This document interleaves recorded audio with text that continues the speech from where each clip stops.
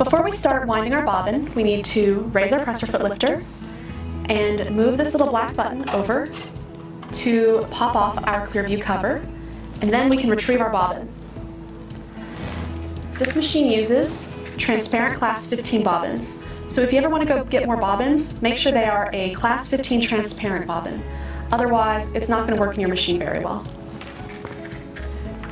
Go into your accessory tray and retrieve the spool cap.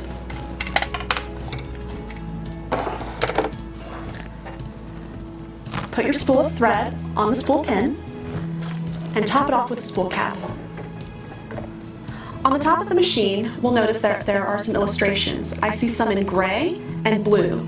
And for bobbin winding, we're going to follow the blue illustrations. So number 1 is the metal guide. I'm going to go through there. Then I'm going to come down. Then bring the thread over to the bobbin winding spindle and put the thread in the bobbin and out through the hole on the top. Hold the thread tail and place the bobbin onto the spindle. Make sure the bobbin's on all the way, or the thread might start winding on the spindle itself, and that's kind of a pain to get off. Move your bobbin winding spindle over to the right, which engages bobbin winding mode. And you'll notice that on your LCD screen, you'll see this little icon that looks like a bobbin. If your foot control is plugged in, you can step on the foot control, or if it's not plugged in, press the start-stop button.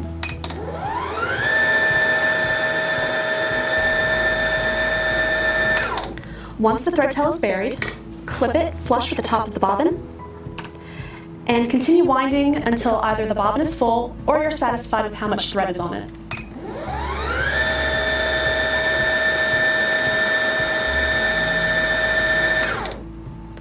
Move the bobbin winding spindle back to the left and take off the bobbin. Trim the thread, and now we're ready to put it in our machine. Before we put our bobbin into our machine, make sure the thread is coming off the bobbin in a counterclockwise motion. Or you could also say that it looks like a letter P. P for perfect sewing. Put your bobbin into the bobbin case and lightly put your finger on top of the bobbin. Bring the thread under this black piece and follow the arrow up, around, back down, and trim the thread. Now put the clear view cover back on. Now we're ready to thread the top of the machine. If you've just wound a bobbin, the top of your machine probably looks like this. For threading the upper thread, we are going to follow the gray diagrams. So our thread is already in guide number 1, so I'm going to remove the thread from the bobbin winding tension disc. Then bring the thread to number 2, so it's in between the 2 metal pieces. Bring it down number 3, U-turn at number 4, up to number 5, which is the take-up lever. Bring the thread from the right to the left, and make sure the thread goes into the eye of the take-up lever.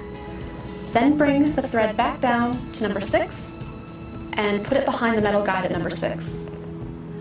Then put the thread into the metal guide right above the needle, and you'll do that by sliding it from the right. Hold onto your thread and push down on your built-in needle threader.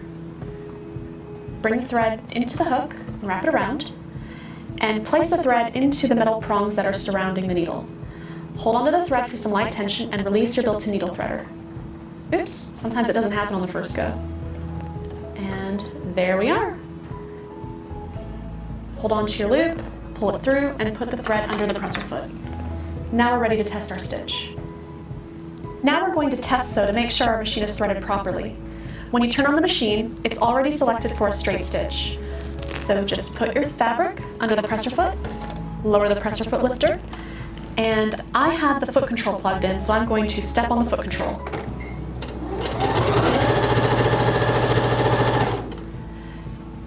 Make sure the needle is in the highest position, which it stopped at because we have a programmable needle up. Raise the presser foot lifter, and trim the thread. It looks good on the front and the back. If your stitches look like this on the top and like this on the back, it usually means that your upper thread is not threaded properly. Rethread the machine and check your instruction manual for more information.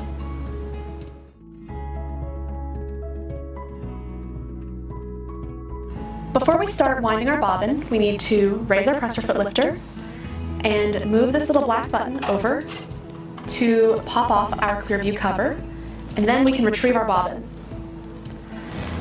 This machine uses transparent class 15 bobbins. So if you ever want to go get more bobbins, make sure they are a class 15 transparent bobbin. Otherwise, it's not going to work in your machine very well.